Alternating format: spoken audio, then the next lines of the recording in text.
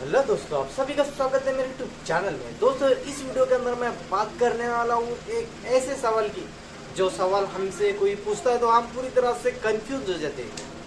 तो गाइस, वो सवाल है, पहले मुर्गी आई थी या अंडा। तो गाइस, ये सवाल हम सभी को पूछा गया हुआ यार, किसी ने तो पूछा ही हुआ, चाहे स्कूल हो या कॉलेज हो, हर जगह पे ये सवाल आता है, पहले मुर्गी आई या अंडा। तो चलो चलते हैं हम इस मिस्ट्री को पूरी तरह से सुलझाने कि पहले मुर्गी आई या अंडा। तो चलो चलते हैं हमारे ध्रुव भैया के वीडियो पे, करते हैं रिएक्शन। एक सदियों पुराना सवाल जो अक्सर पहेली के तौर पर पूछा जाता है, मुर्गी पहले आई या अंडा।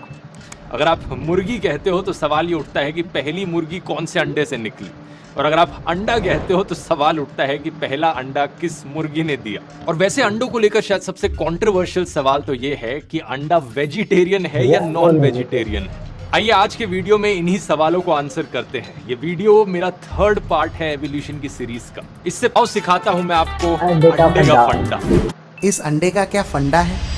आज से करीब 150 मिलियन साल पहले की बात है। धरती पर डायनासोर्स का राज था। छोटे डायनासोर्स, बड़े डायनासोर्स, दौड़ने वाले डायनासोर्स, उड़ने वाले डायनासोर्स। यही वो समय था जब एवोल्यूशन के चलते कुछ डायनासोर्स का साइज छोटा होने लगा और बर्ड्स की एवोल्यूशन शुरू हुई। पहली चिड़िया इसी समय के अराउंड उभर कर आई। और जैसा मैंने आपको पहले वीडियोस में बताया था कि एवोल्यूशन किसी एक डायरेक्शन में नहीं होती है, एवोल्यूशन हर डायरेक्शन में हो सकती है जहां वो फिट बैठे। तो कुछ डायनासोर्स टीरेक्स जैसे और भयंकर डायनासोर्स में इवॉल्व हो गए और कुछ डायनासोर्स छोटे होकर बर्ड्स में इवॉल्व हो गए। यही कारण है कि बताया जाता है आज के दिन जो मुर्गी है और टीरेक्स डायनासोर जो है, इन दोनों का एक कॉमन एंसेस्टर हुआ करता था। इनफैक्ट टीरेक्स डायनासोर का क्लोजेस्ट लिविंग रिलेटिव आज के दिन के चिकन्स और ऑस्ट्रिचेस ही हैं। कभी किसी ऑस्ट्रिच को करीब से देखना, बहुत सारी डायनासोर वाली वाइब्स आती हैं इसी रीजन से।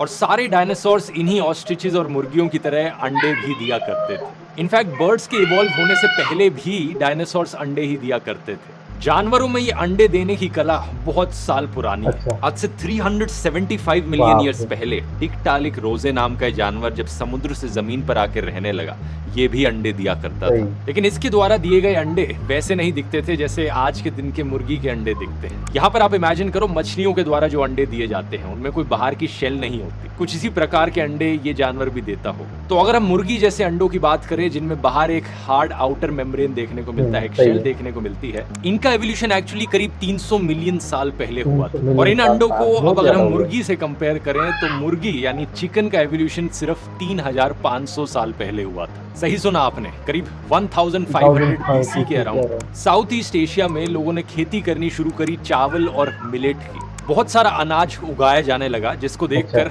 पास के जंगल में रहने वाला एक जानवर बड़ा आकर्षित हुआ। ये जानवर था वाइल्ड रेड जंगल फाउल, जो कि कुछ ऐसा दिखता है, मुर्गी से काफी हद तक मिलता जुलता। लेकिन फर्क ये कि ये साउथ ईस्ट एशिया के जंगलों में रहता था। जब इंसानों ने खेती करी तो ये इंसानों के खेतों के पास आकर रहने लगा खाने की वजह से, और इसी समय के अराउंड इंसानों ने इसे डोमेस्टिकेट करना शुरू किया। इस डोमेस्टिकेशन के चलते कुछ हजारों साल बाद इसमें एवोल्यूशन हो गया और ये आज के दिन का चिकन बन गया। ये जंगल फाउल की स्पीशीज अभी भी जिंदा है, तो साउथ ईस्ट एशिया गांव के अंदर पाया जाता है। आप घूमोगे तो आपको अभी भी मिल सकती है। लेकिन आम मुर्गी से अगर आप साइड बाय साइड कंपैरिजन देखोगे तो थोड़े बहुत डिफरेंसेस जरूर देखने को मिलते हैं इसमें। जंगल फाउल की स्पीशीज का साइंटिफिक नाम है गैलिस गैलिस, और एक आम मुर्गी का साइंटिफिक नाम है गैलिस गैलिस डोमेस्टिकस। तो एक चीज तो बड़ी क्लियर हो जाती है यहाँ की अंडे 300 मिलियन साल पुराने हैं और मुर्गी 3500 साल पुरानी है। तो अंडे कहीं ज्यादा पहले आए मुर्गी से। लेकिन आप बोलोगे कि वो 300 मिलियन साल पुराने वाले अंडे किसी मुर्गी ने नहीं दिए थे। तो इसलिए अगला सवाल यहाँ पर उठता है कि मुर्गी पहले आई या मुर्गी के अंडे। आप इस सवाल का जवाब गेस करना चाहते हो तो इस वीडियो को पॉज करके नीचे कमेंट्स में लिखकर बता सकते हो। जवाब पता लगाना इतना मुश्किल नहीं है अगर आप एवोल्यूशन की स्टेजेस को समझते हो। बात बड़ी सिंपल है। एक चिकन इवॉल्व किया है वाइल्ड रेड जंगल फाउल से। ये वाइल्ड रेड जंगल फाउल किसी और जानवर से इवॉल्व किया होगा। उस जानवर को हम नाम दे देते हैं प्रोटो चिकन, यानी चिकन से पहले का जानवर। तो एक पॉइंट ऑफ टाइम हुआ होगा जब दो प्रोटो चिकन्स ने एक दूसरे के साथ मेट किया होगा। रिप्रोडक्शन के दौरान जेनेटिक म्यूटेशन देखने को मिली होगी और इसके चलते एक ऐसा अंडा बना जिसमें पहला ट्रू रेड जंगल फाउल निकला होगा। और आगे चल के ऐसे ही पहली मुर्गी का जन्म भी हुआ हो। दो प्रोटो चिकन के डीएनए के मिलने से पहले ट्रू चिकन का डीएनए बना। ये एवोल्यूशन का प्रोसेस रिप्रोडक्शन के दौरान ही उभर कर आता है। उसके बाद ही है कि सच्ची मुर्गी ने और अंडे दिए होंगे और उसके बाद और मुर्गियां बनी। तो इस सवाल का जवाब बड़ा क्लियर है। पहले अंडा ही नहीं आया और इस अंडे को किसी मुर्गी ने नहीं दिया, बल्कि ऑलमोस्ट मुर्गी जैसी ही मुर्गी की एंसेस्टर स्पीशीज ने दिया। अब कब कोई जानवर की स्पीशीज मुर्गी कहलाई जा सकती है और कब उसे मुर्गी नहीं कहा जाना चाहिए, यहाँ पे एक बड़ा ग्रे एरिया है। ये जो लाइन ड्रॉ करी गई है ये इंसानों के द्वारा ड्रॉ करी गई है। असलियत में जो डिफरेंसेस हैं वो धीरे धीरे कई पीढ़ियों के बाद आए होंगे। यहाँ फोर्सेस ऑफ एवोल्यूशन क्या होते हैं जिनकी वजह से एवोल्यूशन एक्चुअली में होता है, इसकी बात मैंने एवोल्यूशन के फर्स्ट पार्ट में करी थी। ये वाला वीडियो अगर आपने नहीं देखा है लिंक डिस्क्रिप्शन में। तो ओवरऑल बात मैं ये कहना चाह रहा हूँ कि ऐसा नहीं है कि इतिहास में कोई एक दिन था जब पहली मुर्गी पैदा हुई, कि बोलो कि 3 दिसंबर 1500 BC में 2 जंगल फाउल ने मिलकर एक अंडा दिया था और उस अंडे में दुनिया की पहली मुर्गी थी। एवोल्यूशन ऐसे नहीं होता, ये प्रोसेस धीरे धीरे stage by stage generation by generation होता है। वीडियो में आगे जब मैं आपको आर्टिफिशियल सिलेक्शन के बारे में बताऊंगा तब आपको बेहतर समझ में आएगा। उससे पहले ये जानते हैं कि क्या अंडा वेजिटेरियन होता है या नॉन वेजिटेरियन। कुछ लोग कहेंगे इसका जवाब बड़ा ऑब्वियस है, अंडे में जिंदगी होती है, अंडे से बच्चा निकलता है, तो ऑब्वियसली अंडा एक नॉन वेजिटेरियन चीज है। लेकिन बात कुछ ऐसी है दोस्तों कि अंडे 2 तरीके के होते हैं। हैप्लॉइड एग्स वो अंडे जो अनफर्टिलाइज्ड है, जहां सिर्फ सेक्स सेल्स मौजूद होते हैं। इन अंडों से कभी बच्चा नहीं निकल सकता। दूसरे डाइप्लॉइड एग्स जो मेटिंग करने के बाद निकलते हैं, यहाँ male cells female sex cells को फर्टिलाइज करते हैं और इनसे बच्चा निकलता है। और इसी फर्टिलाइजेशन के प्रोसेस को अक्सर हम रिप्रोडक्शन से भी एसोसिएट करते हैं।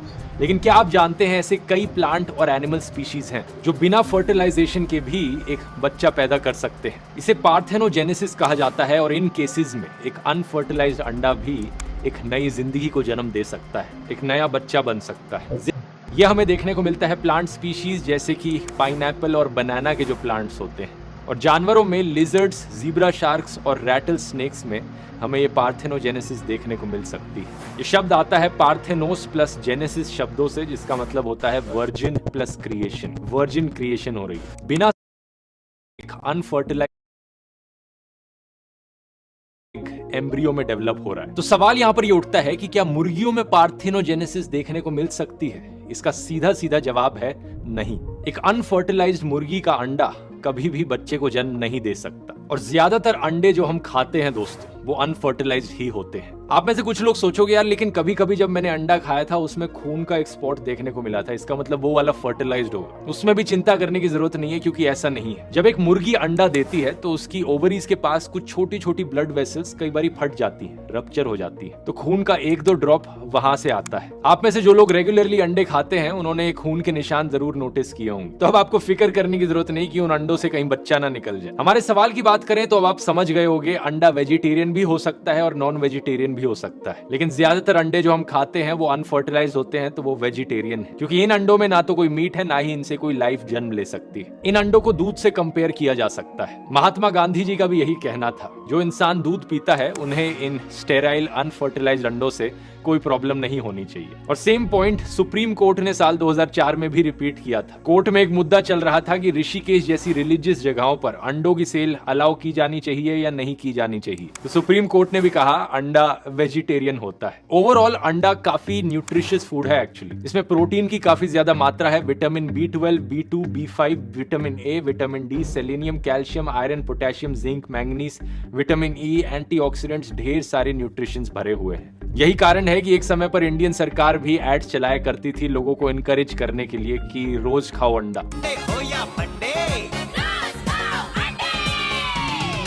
मेल न्यूट्रिशन जैसी प्रॉब्लम से फाइट करने के लिए ये एक अच्छा सोर्स निकला था खाने का। कुछ अंडे यहाँ ब्राउन होते हैं, कुछ व्हाइट होते हैं, और लोगों को लगता है कि ब्राउन अंडे व्हाइट अंडों के कंपैरिजन में ज्यादा हेल्दी होते हैं, क्योंकि ब्राउन ब्रेड व्हाइट ब्रेड के कंपैरिजन में ज्यादा हेल्दी होती है। लेकिन एक्चुअली में अंडों के केस में ऐसा नहीं होता। ब्राउन और व्हाइट जो कलर डिफरेंस आता है वो मुर्गी की ब्रीड की वजह से आता है, किस ब्रीड की मुर्गी उस अंडे को दे रही है। और न्यूट्रिशनली ब्राउन और व्हाइट दोनों ही अंडे बहुत सिमिलर हैं एक दूसरे से। एक और इंटरेस्टिंग चीज यहाँ ये जानने वाली है कि आज के दिन मुर्गियां करीब 200 से 300 अंडे देती हैं एक साल में, लेकिन इनके एंसिस्टर्स ये रेड जंगल फाउल सिर्फ 10 से 15 अंडे देते हैं एक साल में। ऐसा कैसे हो गया? एवोल्यूशन की तरफ से कौन सा फोर्स यहाँ पर आया जिसकी वजह से मुर्गियां इस तरीके से इवॉल्व करी कि वो ज्यादा अंडे दे? इसका जवाब है दोस्तों कि यहाँ पर नेचुरल सिलेक्शन का कोई रोल नहीं है। एवोल्यूशन यहाँ हुई है आर्टिफिशियल सिलेक्शन की वजह से, इंसानों के इंटरफेरेंस की वजह से। इंसानों ने सेलेक्टिव ब्रीडिंग करी मुर्गियों की। हजारों साल पहले किसी एक इंसान ने देखा होगा कि ये वाली मुर्गी ज्यादा अंडे दे रही है, तो सेलेक्टिवली उस मुर्गी को एक ऐसे मुर्गे के साथ ब्रीड किया, उनसे और ज्यादा अंडे पैदा करने वाला बच्चा निकला। फिर अगली जनरेशन में यही किया गया, बार बार ये चीज रिपीट होती रही। आर्टिफिशियल सिलेक्शन होता गया इंसानों की तरफ से कि आज के दिन ये सिचुएशन आई कि एक मुर्गी 200 से 300 अंडे दे रही है साल में।